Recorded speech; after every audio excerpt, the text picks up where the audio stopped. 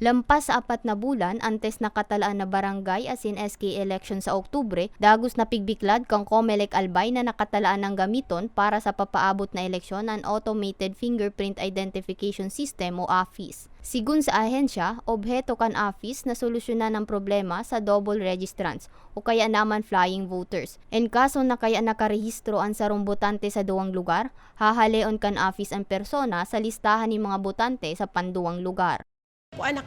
Naka-post na po sa mga bulletin board kang mga opisina kang Comelec.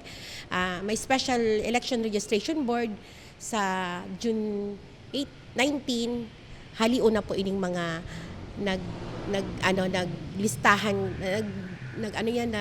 na hit kang AFIS.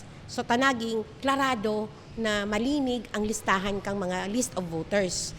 Apwera sa AFIS, nagpuo naman ang ahensya na bisitahon ng mga eskwelahan, urog na sa hararayong lugar para kumustahon ang internet connection asing kuryente sa mga lugar. Tihon po na aram kita ngunyan na burutuhan sa maabot na October 30. Data po, hali po ang sa puso. Tanahiling ta puro aldaw ang serbisyo kang barangay sa buhay ta.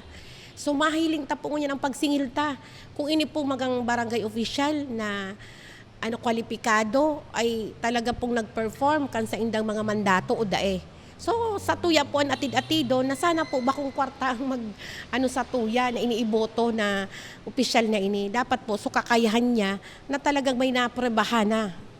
Mientras tanto, dagos man pigbiklad kang ahensya na nakatalaan na manindang gibuhon ang pilot testing para sa mall voting o pagboto sa mga mall. Comelec Albay ang primerong makondusir kang pilot testing na nakatalaang gibuhon sa masunod na bulan. Nagtugot, nag-ego kaming consultation, public consultation kang nakaaging May 29. Gabus po, overwhelming, so kaugmahan ninda na malipat ang sa indang dati nang nagboboto sinda sa Bitaano Elementary School, lilipaton sinda sa SM Legazpi.